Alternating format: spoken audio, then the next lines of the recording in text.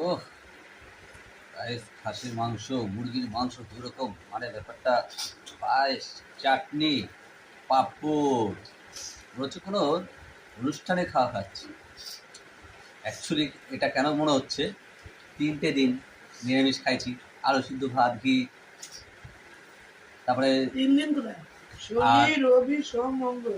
4 দিন, আর তার মধ্যে হচ্ছে কি সোমবার দিনটা টোটালি ভাত টাত মুখে পড়েনি। এই হচ্ছে ব্যাপারটা।